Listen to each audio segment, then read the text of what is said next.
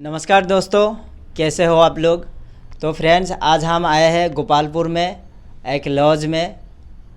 इस लॉज में बैठे हैं, इस रूम में रहकर यूपीएससी की तैयारी करते हैं एक भाई। तो उनसे हम ये जानेंगे कि वो रूम को कैसे मेंटेन करते हैं, उसका क्या टाइम टेबल है और कैसे वो स्ट्रगल कर रहे हैं मुखर्जी नगर में रहकर। तो भैया, आपका नाम क्या है और आप कहाँ से बिलोंग करते हो। मैं रणधीर रजक हूँ। मैं बिहार समस्तीपुर से बिलोंग करता हूँ। अच्छा, तो आपका फैमिली बैकग्राउंड क्या है।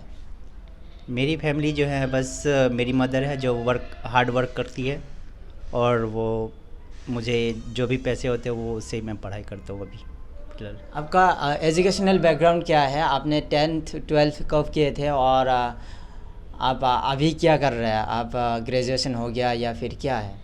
मैं बीटेक कर रखा हूँ। मैं 2014 में जो है बीटेक किया था। ठीक है, उसके बाद मैं जनरल कंपटीशन का तैयारी करने लगा, तो वो 2018 में कर रहा था। उसमें जब नहीं हुआ तो फिर मैंने ये 2020 में मैंने बीटेक करने के बाद मैं सोच रहा था कि यूपीएससी का ही तैयारी करूँ, उसलिए मैंने यूपीएससी का ही तैयारी करना शुरू कर दिया। तो आपने बीटेक कौन सी डिपार्टमेंट में किए थे और आपका प्लेसमेंट हुई थी कि नहीं, या फिर आपने नहीं किया, क्या है। मैं बीटेक करने के बाद मेरे यहाँ कोई प्लेसमेंट नहीं होती है। Bihar Darbhanga college of engineering है मेरा, तो उसमें कोई प्लेसमेंट नहीं होती है। बिहार की कोई भी लगभग कॉलेज में नहीं होती है। और फिर उसके बाद मैं कुछ दिन आईआईटीआई कॉलेज में इंस्टीट्यूट में मैं पढ़ाया भी हूँ, कुछ कोचिंग में भी पढ़ाया हूँ। इस तरह से उसके बाद मैंने फिर अपना स्ट्रगल करते करते फिर यूपीएससी का तैयारी कर रहा हूँ मैं। तो यूपीएससी का तैयारी आप एक सालों से कर रहे हो, है ना, 2020 से कर रहे हो। तो आप सेल्फ स्टडी कर रहे हो या फिर कोचिंग लिए हो। 2020 में तो मैं सेल्फ स्टडी ही कर रहा था, बट अब जो है 2021 में जो है मैं क्लास ज्वाइन कर लिया हूँ। मेरी क्लास का ये दीक्षांत है। वो बहुत अच्छा प्लेटफॉर्म है, वो बहुत अच्छे टीचर्स लोग हैं, तो गाइड बहुत अच्छे करते हैं वो। मतलब वहाँ पढ़ाई मुझे बहुत अच्छा लग रहा है और मैं कर रहा हूँ इसको। तो इससे पहले भी हमने दीक्षांत आईएएस का 3-4 वीडियो बनाया है जी।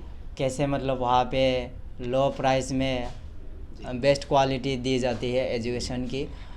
तो उसमें एक ये है कि वो फ्री में भी पढ़ सकते हैं या फिर स्कॉलरशिप के माध्यम में पढ़ सकते हैं। तो उसके बारे में आप क्या बताना चाहोगे। वो एक अच्छी संस्थान है जिसे हम कह सकते हैं कि गरीबों की मसीहा है। हाँ, जो जिनके पास पैसे नहीं हैं वो फ्री स्कॉलरशिप 100% वो लेके अपना एडमिशन करवा सकते हैं। वो एस पांडे सर हैं मेरे, वो करवाते हैं। तो बहुत अच्छा स्कीम भी है। और जो बच्चे मतलब वहाँ तक नहीं आप पहुँच सकते हैं, तैयारी नहीं कर पा रहे हैं, उनको बहुत अच्छा प्लेटफॉर्म मिल जाता है ये। और यहाँ से बहुत सारे बच्चे निकले भी हैं, और अभी तैयारी भी कुछ कर रहे हैं। अच्छा, कोई अगर स्कॉलरशिप के माध्यम से अगर वहाँ पढ़ना चाहे तो कैसे पढ़ सकते हो, उनको कितना प्राइस आ जाएगा। वो फ्री स्कॉलरशिप है, उसमें सिर्फ एक टेस्ट देना होता है, ठीक है, और सिंपल इंटरव्यू होता है। थोड़ा सा जो आप कहाँ से बिलोंग करते हैं, क्या है नहीं है, उसमें ये नहीं पूछा जा रहा है कि हाँ ये कौन सा क्वेश्चन क्या है नहीं है, इससे ये नहीं। सिर्फ एग्ज़ाम होती है, और एग्ज़ाम होने के बाद आपको जो मेरिट लिस्ट बनता है उसमें अगर आप आ रहे हैं तो आपका एडमिशन हो जाएगा। अभी भी कर सकते हो। बिल्कुल। अभी ख़त्म हुआ है 2021 का, फिर निकलेगा उसका वैकेंसी, फिर निकलता है, हर बार निकलते रहता है। तो इस तरह से पता चल जाता ही है। एक जामिया इस्लामिया का भी निकलता है और इसका भी निकलता है।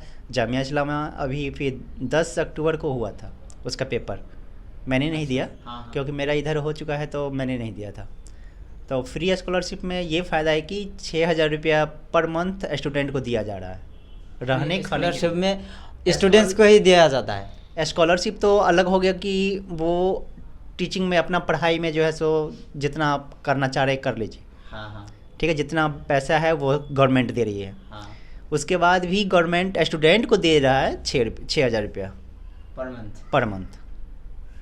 अच्छा। ये जो है एक कहने का मतलब है कि जो गरीब बच्चे हैं उसके लिए बहुत ज़्यादा अच्छा है, और वो इसको कर सकता है।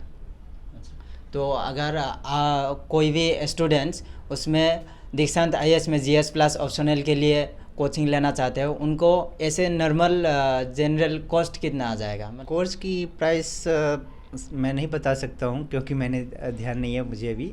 GS का शायद 40,000 के आसपास ही इस तरह का है, और जो मेन सब्जेक्ट है उसका भी 40,000 है।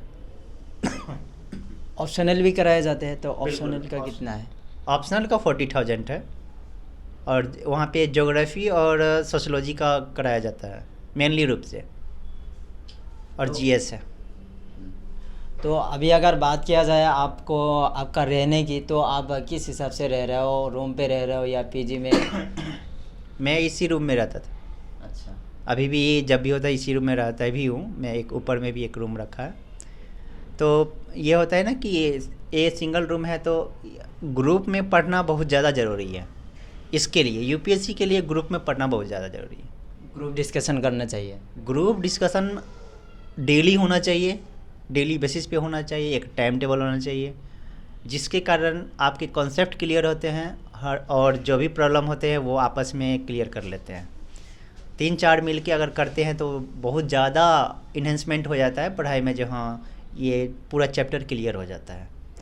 अगर सिंपल अकेले पढ़े हुए तो थोड़ा सा बोरिंग महसूस भी होती है, जब समझ में ना आए तो सो जाते हैं।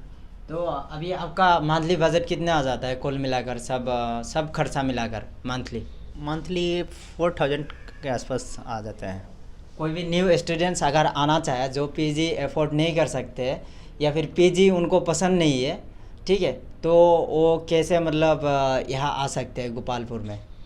PG अफोर्ड नहीं कर सकते हैं तो वो गोपालपुर में बहुत सारे जगह पे कम में ही मिल जाते हैं रूम, सस्ता में अच्छा है।